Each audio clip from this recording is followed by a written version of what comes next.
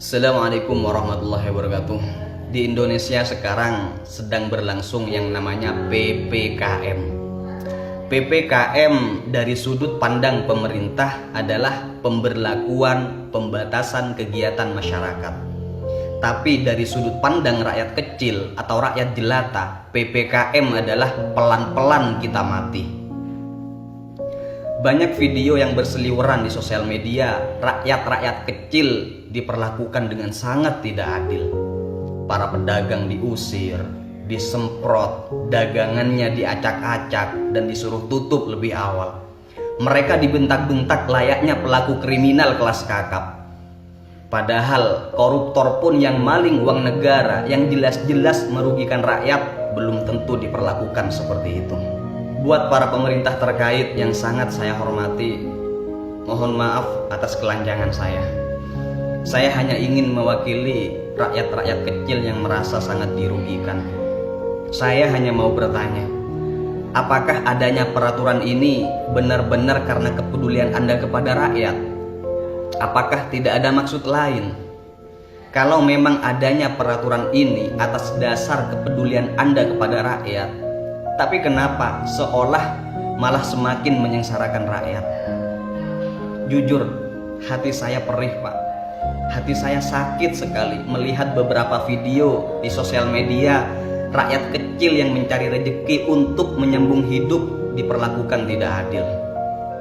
Saya yakin-yakinnya mereka bukannya tidak mau mengikuti peraturan yang Bapak buat. Mereka bukannya ngeyel, Pak. Tapi karena mungkin mereka berada dalam keadaan yang dilematis. Jika mereka tidak jualan, dari mana mereka akan dapat uang untuk makan dan untuk menafkahi keluarganya?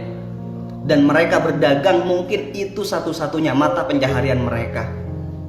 Mereka berdagang bukan tidak takut corona, Pak, tapi mereka lawan rasa takut itu demi sesuap nasi.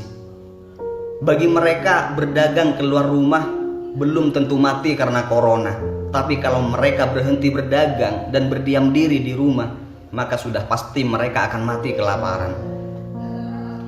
Di antara mereka beraneka ragam, Pak.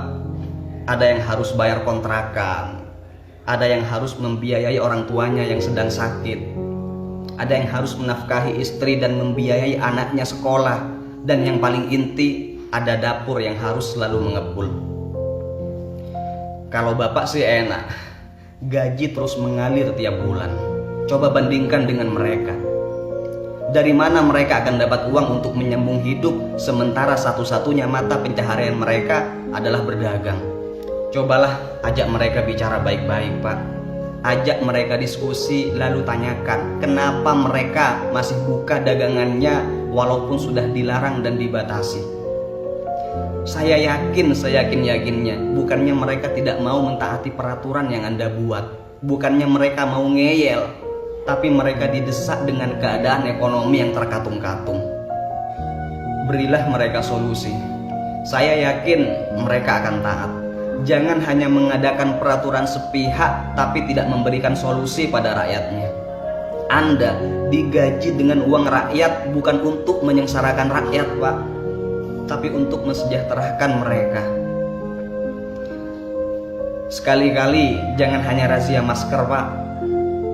Cobalah melakukan razia pada rakyat-rakyat miskin yang membutuhkan bantuan. Jangan hanya anggaran corona yang diturunkan, Pak, tapi turunkan juga bantuan untuk rakyat kecil yang membutuhkan. Mereka rakyat kecil bukan tidak takut corona, Pak. Mereka takut, tapi mereka lebih takut kalau anak dan istri atau keluarganya di rumah tidak makan. Saya percaya corona itu ada, tapi saya yakin wabah ini pasti akan cepat berlalu jika diatasi dengan sejujur-jujurnya dan memakai hati nurani, bukan untuk kepentingan pribadi. Corona mungkin memang berbahaya, tapi belum tentu akan membuat rakyat mati. Tapi kebijakan Anda yang tidak adil dan menyengsarakan sudah pasti akan membuat rakyat Anda mati pelan-pelan.